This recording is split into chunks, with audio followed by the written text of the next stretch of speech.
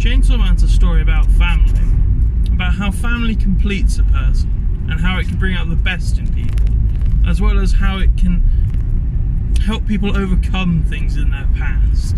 Being part of a family is a good thing, as Chainsaw Man would describe it, but it also doesn't shy away from the fact that families can be bad, and how families can drag you down, or how they can manipulate and use you, or how families can be used to hurt you. Families are at a central point in Chainsaw Man. Everything that happens in the story seems to revolve around family. From how Denji dreams of having almost a family-like unit, and how he was at his happiest when he was part of a family, and how everything that went wrong was to do with the fact that he had gained this family, and how Makima almost seems to have wanted a sort of family of her own, a family amongst equals. But we also see with how Kobeni's family treats her that families aren't always the best, and sometimes not being part of a family or avoiding your family can be the best thing for you, as we see with Kobeni at the end of part 1, who's joyful to be away from her parents, to be away from her siblings. And Chainsaw Man seems to really highlight that just because you're part of a family of blood, that doesn't mean you're part of a family of connections, of feelings. Whereas found family seems to be more at an almost premium, so to speak, with it being more about who you choose and who you have connections with that forms your family, rather than some arbitrary blood ties. But that's not really what I wanted to talk about specifically in this video. What I wanted to talk about is the fact that devils themselves seem to form family units. And I know that sounds a bit silly to say that, because we see devils forming family units all throughout the series. We see Aki, Denji and Power forming a family unit, and Power is a devil, a fiend, but still a devil.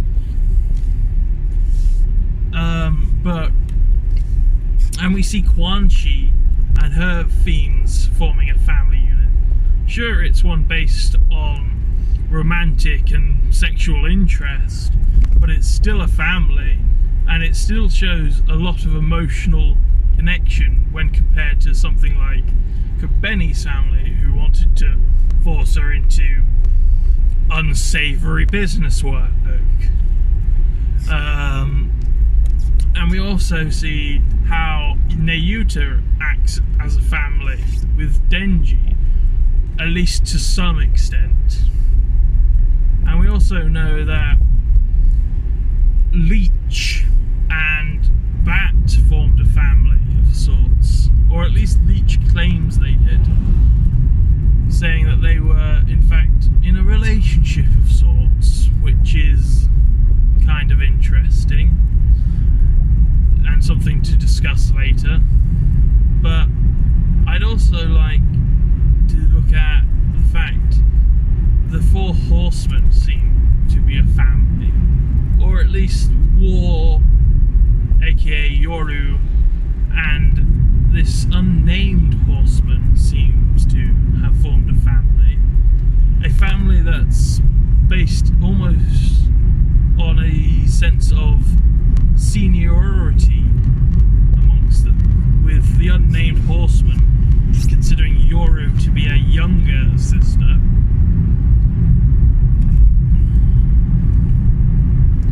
But how does that work with devils? Because devils, it's odd, they're not exactly a single distinct person for their entire existence. For instance, we see it already with what became of the Control Devil. We saw Makima become Neyuta. Does Neyuta still count as a sister of Yoru and the Unnamed Horseman? If so, why? What is that connection? Because it's not blood and it's not personal. Because the person that they were is dead. So that's something of interest to me.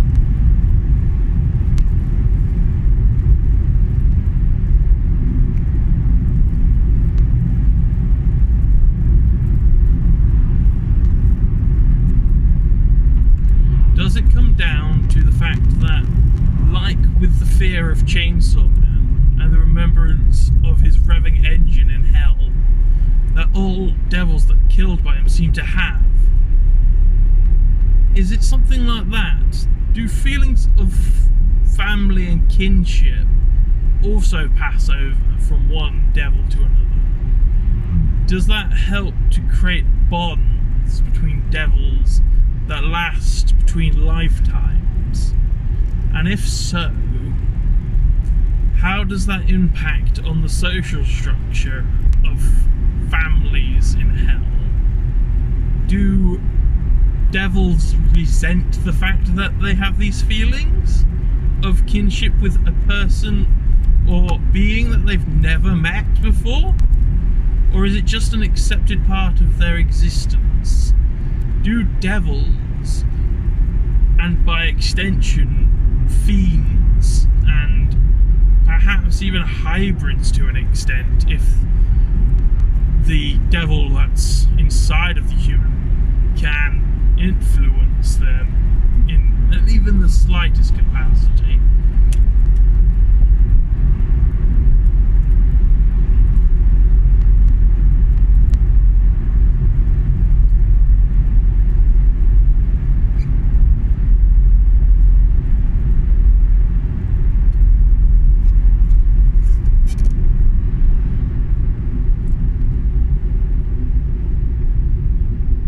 Have a more developed society, understanding of one another than what we originally give them credit for?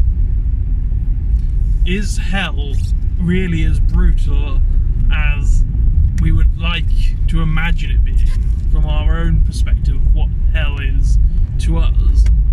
Or is hell something more like almost a relationship hodgepodge of unrequited feelings and aggression born out of emotions that they aren't really theirs? Do devils ever actually get to be their own person after their first reincarnation? Because if feelings truly do pass on, and if families truly do continue after a devil has reincarnated, what does that say about a devil's choice to be part of a family, to find their family? When do they just accept that this is their lot, that they are a part of this family now? Or do devils just ignore it? Do they push past it to not be a part of this emotional connection that they might have? We don't know, and honestly, I'm not sure how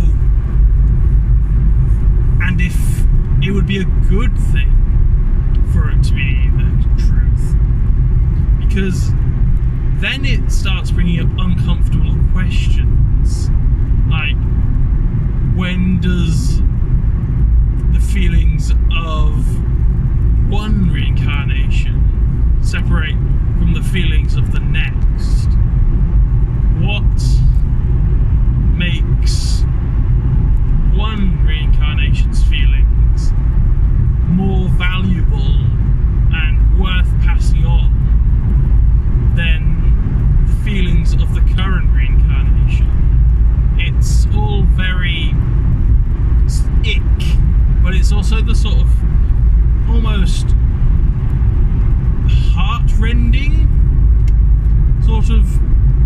material that Fujimoto would go for. For instance, imagine a devil who, for unknown reasons, feels an insane sense of familiarity or kinship or even love towards another devil who feels the same but is actively already in a different relationship. How does that feel for a devil?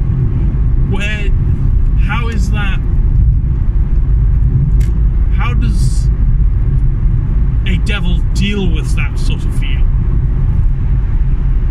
Of course, this is only considering devils that have some level of ability for socializing and intelligence.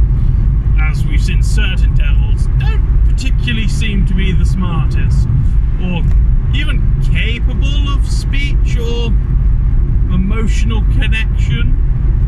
Although that might just be because they died so quickly, we never got to really see what they could do or how they could interact with someone. But the point is, families for devils seems a bit of a heartache, somewhat of a tragedy just waiting to happen, because even if the feelings aren't passed on, you've got to watch as someone takes up the mantle of someone you once cared about and becomes someone entirely different. Perhaps someone who is the opposite of the person you once knew. Yet, they could have the same face or the same body and yet be completely different. How do, if feelings aren't passed on, a devil distinguish themselves from their past? And what happens when someone, a devil, goes looking for their family only to find someone else who looks exactly like their family just standing in their place? How does that make a devil feel? And considering the fact that we're likely going to see Denji, at least at some point, try and retrieve power, perhaps from hell, or perhaps if the Blood Devil ever reincarnates again on Earth. And I feel like either way, feelings or no feelings, it's just setting up for a heartache and failure and another downward spiral for Denji's mental state. But either way, that's all I wanted to say in this video. I've probably started rambling by this point, and I'm not sure you all just want to keep hearing me talk, so I'll end it here and say families are great and families are bad. What's important is that you find a family that you care about and that cares about you, whether they're the best people or the worst people. As long as your well-being is at the centre of their being, then that's a family worth having, in my opinion. I've been the Anonymous Weeb, and I wish you a good day or night wherever you are. Oh, and don't forget to subscribe.